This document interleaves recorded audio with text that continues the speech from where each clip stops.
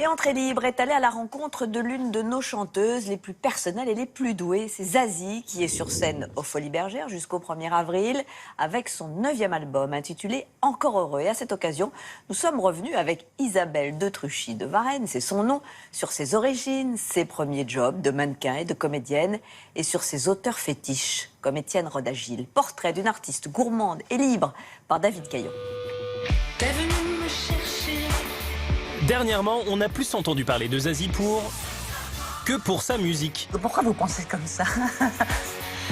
Mais les choses devraient changer prochainement. Zazie est actuellement en tournée pour défendre son album Encore heureux. Encore heureux, il y a ce double sens. Il y a en même temps c'est une espèce de question posée en disant et si on l'était encore, et si on y arrivait, et si on décidait que c'était pas si grave ce qui nous arrivait ou ce qui nous arrive pas. Puis il y a le côté un peu encore heureux qu'on puisse rester des enfants et qu'on fasse ces métiers d'une manière assez instinctive. On a profité de cette rencontre pour découvrir tout ce que les gens ne savent pas sur Zazie. Fille d'un architecte d'ascendance aristocratique et d'une musicienne, Zazie grandit au son des 3B, Barbara, Brel et Brassens. Mais avant de devenir chanteuse, Zazie a eu une première vie. À 18 ans, on a envie d'être jolie, on parle un peu chiffon, on est un peu plus intéressé par la mode, tout nous va, c'est super. J'ai des souvenirs par exemple de Kenzo où c'était le début des Japonais, c'était très très percutant quand même, c'est-à-dire on dépassait la mode, c'était une proposition, des corps comme ça un peu androgynes, ça tombait bien, j'avais pas une opulente poitrine. C'était une époque assez joviale, parce que bon, mannequin, j'avais très conscience que c'était pas, c'était un job, mais que c'était mieux payé que d'aller à McDo ou voilà.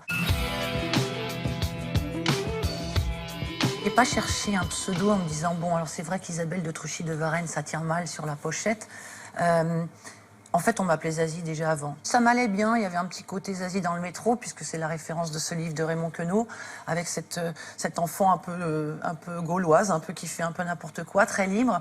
Ça m'allait bien, en fait, de me dire que le côté artistique ou l'expression que je m'octroyais dans la musique, c'était justement ma part de liberté.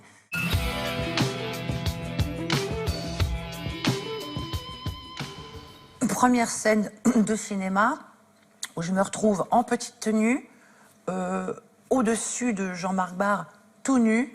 Donc c'est pas désagréable, parce que Jean-Marc Barr n'est vraiment pas l'homme le plus désagréable du monde. Et puis il était très bienveillant.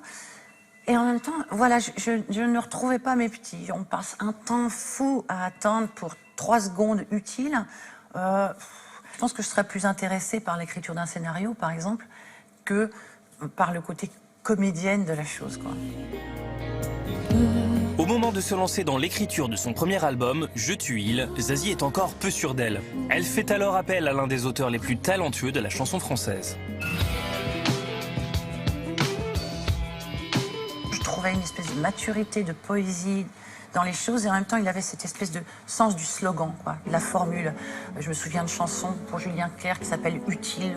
À quoi sert une chanson si elle est désarmée? Il me disait des trucs comme faut qu'il s'aperçoive que t'es un mec bien. Ok.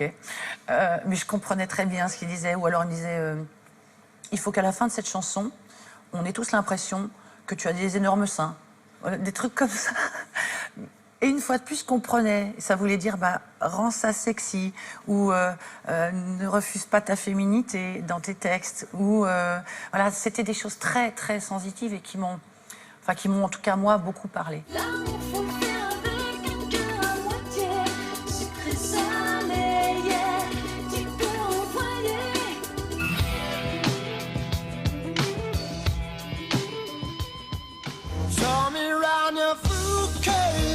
J'étais très intimidée, je vous cache pas. Mais en même temps, de voir que ces gens qui avaient vendu des milliers de disques et continuaient à avoir cette humilité, cette sobriété, cette humanité pour accueillir. Voilà, je me souviens de Peter Gabriel qui un jour rentre dans le studio et me demande si je veux pas manger des pâtes parce qu'il a vu qu'on avait travaillé longtemps et que la cuisine était fermée. Enfin, des choses comme ça. Ça calme un peu.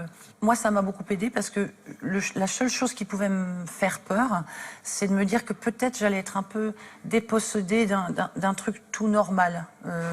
La starification de moi-même me semblait très dangereuse pour ma vie tout court, quoi. 23 ans après son premier album, pas de panique, Zazie n'a pas pris la grosse tête. Pour le plaisir, on sait toi et moi, comment ça va finir?